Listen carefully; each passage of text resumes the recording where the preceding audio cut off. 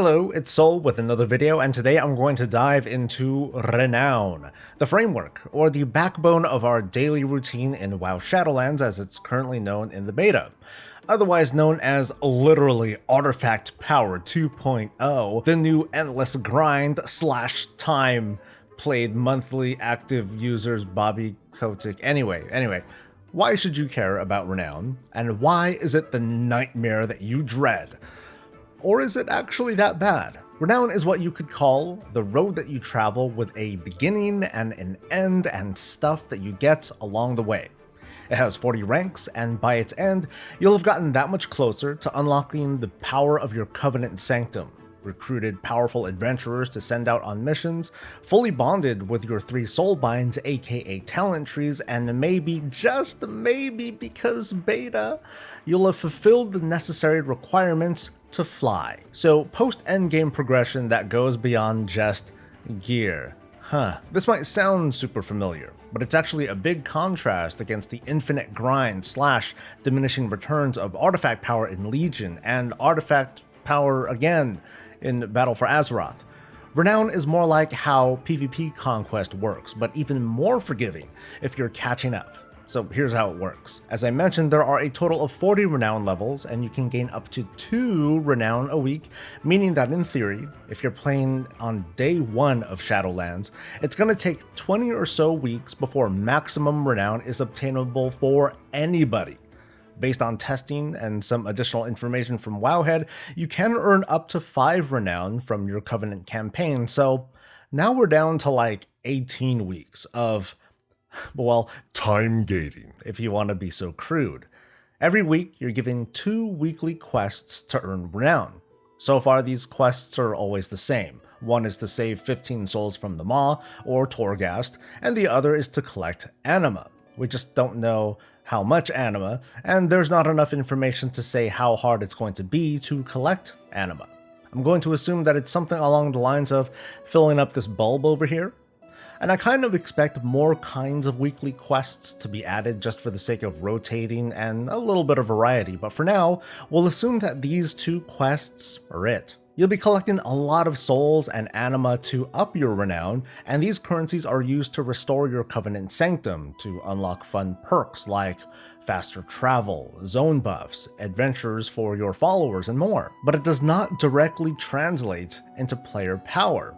In fact, here's what's funny. You don't even need to have a powered up Sanctum in your guild application. It doesn't need to be tracked in Raider IO, and it's not going to give you access to raids or dungeons. That distinction is extremely important, and that's going to be more apparent as we continue on. Let's provide some context for these weekly quests. So, save 15 souls from the Maw or Torghast. While climbing Torghast, there's a very good chance that you'll run into an anima power that literally gives you 10 freed souls. Warlocks have more anima powers that help them obtain freed souls, making this quest very trivial if you enjoy Torghast.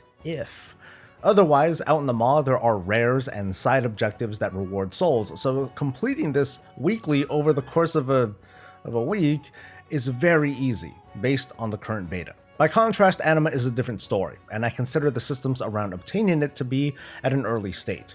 The biggest source of Anima at the moment is to complete Covenant Callings, basically emissary quests that could include completing 4 world quests in a region by filling up a bar or collecting Anima. Yeah, it's disorganized and incomplete to the point where that's pretty much the most that I can say about it. But in fewer words, completing the 2 weekly quests means you're optimal. You're free to do whatever activities that you like. So there's no more chain running Maw of Souls dungeons or non-stop island grinding because your raid leader needs you to squeeze just a little bit more item level out. Once you reach that goal, further efforts, as in the collection of souls and anima, will still have meaning, but it's not going to be the kind that's going to get you higher on the charts or qualified for a raid. But what if you're not optimal, right? What if it's not the start of Shadowlands? What if you started late? What if you're now working on an alt and you're weeks or months behind? Instead of crazy math and artifact knowledge spreadsheets, a simple catch-up will be in place from the very beginning. If you're playing catch-up, Renown will simply pop up randomly as an available reward from maybe a world quest, or it might drop from the end of a dungeon. I said Renown is more like the Conquest system, but it's not like Conquest because Renown isn't a bar that you fill up. If you're weeks and weeks behind on Conquest, you have weeks and weeks worth of grinding to do. It's a one-to-one, and that's not catch-up, that's just preventing you from falling impossibly behind, which is mathematically fair, but you're clearly punished for procrastinating. It's not the same with Renown, so here's an example. Let's pop back to these weekly quests, filling up on Anima or saving souls. You know what? F Anima, and f that quest too, I'm not gonna do it. But I love me some Torghast. So if I never farm Anima, I will still earn Renown just fine. I will be a point or so behind at most, but I'll always complete at least one of the weeklies, and all I need are my eyeballs to spot a world quest that gives Renown. And if I don't do any of the weeklies, and I just get my Renown from running Mythic Plus, so be it. Being behind by 2 Renown is hardly the end of the world. And after a few months, assuming that the Renown cap won't go up until like patch 9.1, we'll all be at the same level for a good long time, and I'll have saved myself a whole lot of work. But we've kind of identified a kind of quirk, haven't we? Under this catch-up system, people catching up do a lot less work than the people who want to stay fully caught up each and every week. Competitive players will do the weeklies every week to stay on pace, but theoretically, if I were to start playing Shadowlands a few months in, I can completely avoid the weeklies and get caught up at a very reasonable pace. If flying is in fact tied to Renown and not reputation, as was stated earlier, I think we're in a much better place compared to the multi-part Pathfinders of Legion and Battle for Azeroth. And personally, I'm okay with this. I'm not a mythic raider, but I will diligently do my weeklies because I'm a psycho. No, it's because I do want to do the extra activities. I will farm souls and anima anyway. I just think it's really cool that there is a clear separation between a more casual and a more hardcore mindset, because you're hardly being punished if you're behind, and even for hardcore players, this method of staying caught up is way better than 8-hour-long island streams, right? So there's fewer than 20 weeks to cap Renown. With these measurements, the Mythic World First Race is likely to be over well before people hit the cap, and it's been stated already by Blizzard, so they know this. So this speaks to the power of soulbinds and conduits. Like, are they so worthless that the system has no meaning at the top level? Is this another one of those quirks? I think there are a handful of people who will draw that conclusion, especially after being used to their dependence on the likes of artifact weapons, the Heart of Azeroth, and essences. It's going to take some time for them to realize that soulbinds don't quite pack the same punch. But now let's get to understanding what these Renown unlocks mean for you as you progress. With each level of Renown, you get one of the following. A row for one of your soulbinds is unlocked. That's pretty self-explanatory, and the final row of your soulbinds unlocks simultaneously at 39 Renown, so there's definitely a far-off goal to work towards for everybody. The level of your Covenant Sanctum is also gated by your Renown level. There are 3 milestones to hit for most of your upgrades, but there are additional upgrades for your Covenant's unique activity, like the Path of Ascension for the Kyrian, or the Queen's Conservatory for the Night Fae. You can unlock the maximum potential of your Covenant upgrades at 37 Renown. Going backwards a little bit, at 14 Renown, you're rewarded a legendary recipe. Which one it is, I have no idea, but I have a feeling that it's one of the generic legendary powers that are available to all classes, so this might be an awesome unlock or something to be depressed about, depending on your class or spec. Renown is also tied to the quality of world quest drops that are made available. This starts off as a clear nerf to using world quests as a way to quickly pump up item level, especially as an alt who wants to gear on a budget. As you know, currently you can up the average item level of world quest drops simply by having a higher average item level yourself, in order to qualify for this better gear. With it being tied to Renown, one could argue that gearing up through world content is going to be a lot slower, but it does have a bit more context to it. It's like, As you're helping out the Shadowlands helps back, that sort of thing.